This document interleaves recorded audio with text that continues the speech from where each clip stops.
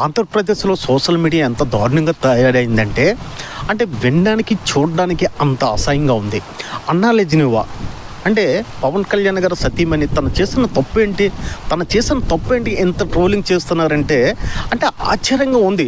తన కుమారుడు మార్క్ శంకర్ సింగపూర్లో అగ్ని ప్రమాదం గురయ్యేటప్పుడు ఆ ప్లేస్లో ఎవరున్నా, నువ్వున్నా, నేనున్నా, మన ఇష్టదైవమైన మన ఇష్టదైవం ఏ భగవంతుడు ఉంటే ఆ భగవంతుడు మొక్కుకుంటాం. నా కుమారుడు శుభ్రంగా క్షేమంగా ఆరోగ్యంగా తిరిగి వస్తే నేను నీ దగ్గరికి వస్తాను తండ్రి అని మొక్కుకుంటాం. అలాగే అన్నా లెజినోవా గారు కూడా ఆ కలియుగ దైవమైన శ్రీ వెంకటేశ్వర స్వామిని మొక్కుకున్నారు. ఆ మొక్కును తీర్చడానికి డిక్లరేషన్ ఫారం మీద సంతకం పెడుతూ తలనీలాలను సమర్పించారు.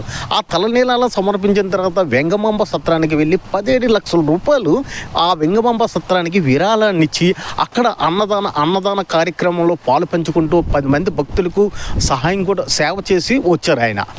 వచ్చింది ఆవిడ. అలాంటి వ్యక్తిని ట్రోలింగ్ చేయడం ఇది ఎంతవరకు కరెక్ట్?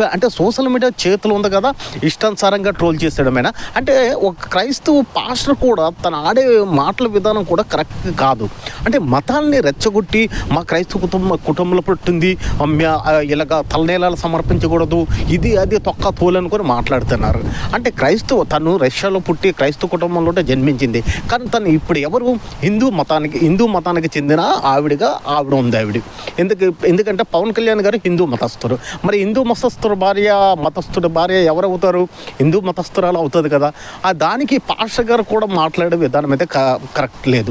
భగవంతుడికి తను మొక్కుకున్న తన బిడ్డ ప్రాణాలు కాపాడుతండ్రి అని ఆ కలియుగ వెంకటేశ్వర స్వామి మొక్కుకుంది. అలాగే ఆ భగవంతుడు కూడా తన బిడ్డ ప్రాణాలని రక్షించాడు. ఎటువంటి హాని లేకుండా హ్యాపీగా కొద్దిగా గొప్ప చిన్న దీంతో హ్యాపీగా వచ్చారు. దాన్ని అనుసరించి ఆ మొక్కును తీర్చుకోవడానికి తలనీళ్ళలో సమర్పించింది. దానికి ఇంత ట్రోల్ చేయడమా బ్రదరు? తప్పు కదా అది. మారండి రా, సోషల్ మీడియాలో ఉన్న వ్యక్తులు కొద్దిగా మారండి బ్రదరు. మంచి మెసేజ్లు పెట్టండి, అందరూ చూస్తారు.